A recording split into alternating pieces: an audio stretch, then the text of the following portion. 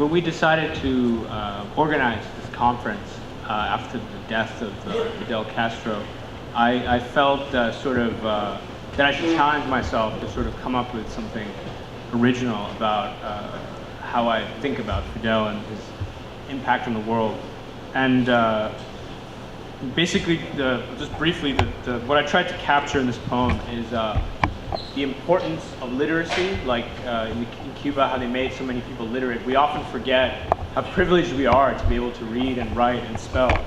And I also wanted to capture the ways in which Fidel was living the spirit of history that runs through the Cuban nation and runs through all of the revolutions in human history. So I'll start. How do you spell Fidel? Too many names in one name to tell. Write it as Martí and Maceo, Neto and Zamora, Asata and Malcolm. How do you spell Fidel? Too many names in one name to tell.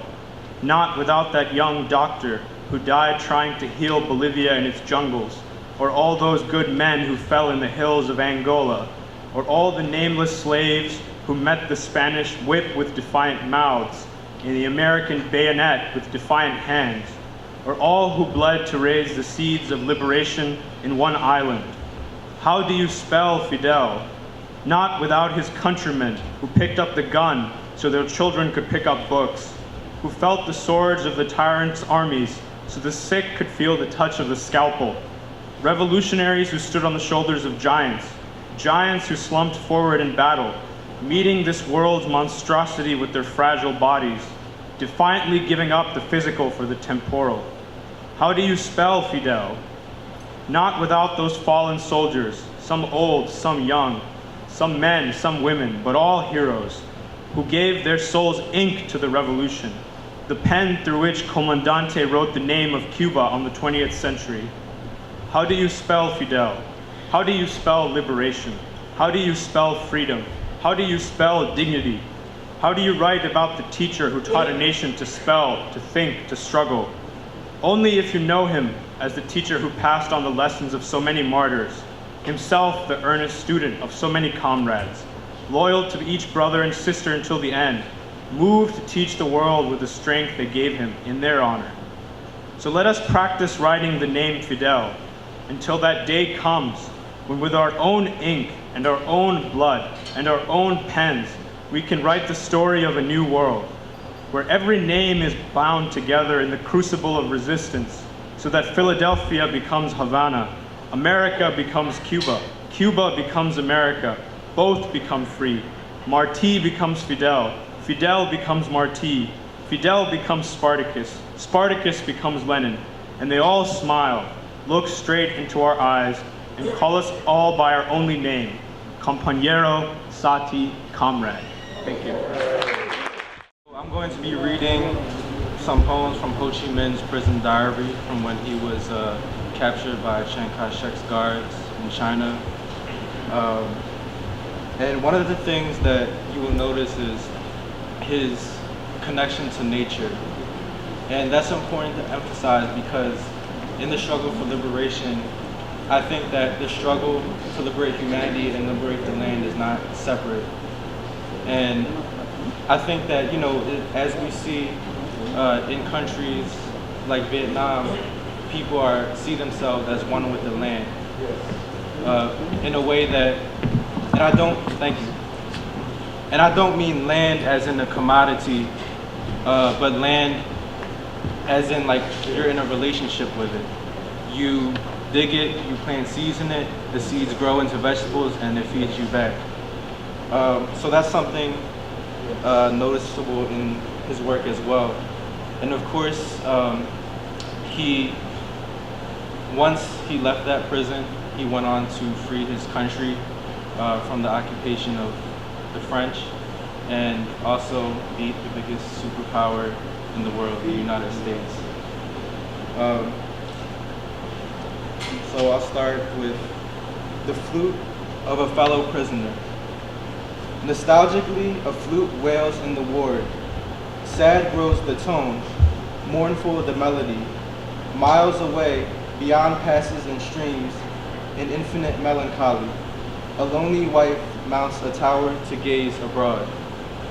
And this is the first poem in the diary. Thy body is in jail, but thy spirit never. For the great cause to prevail, let thy spirit soar higher. Arrested in Glory Street. In Glory Street, cruel irony. Shame was brought on me deliberately, so as to retard my journey.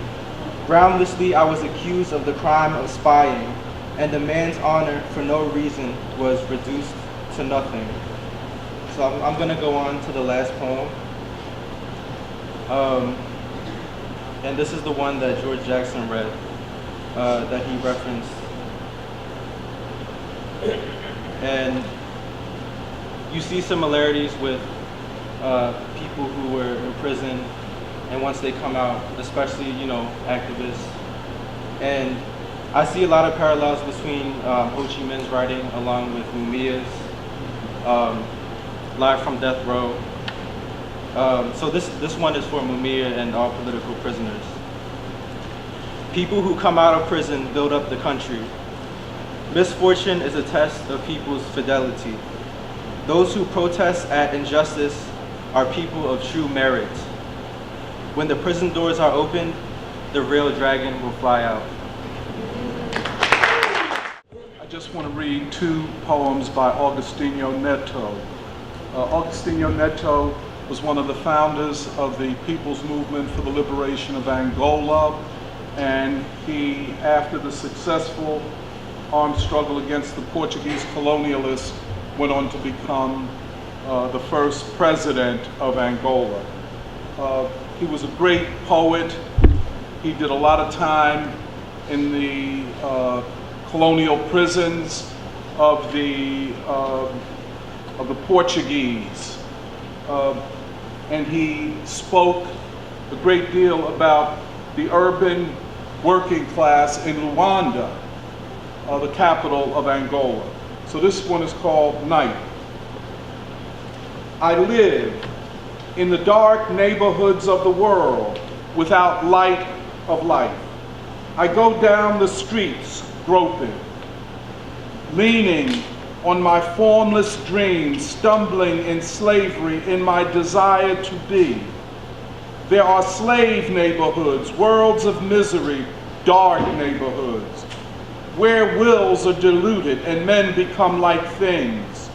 I go falling in the roads without light, unknown, encumbered with mystery and terror, arm in arm with ghost. The night is also dark.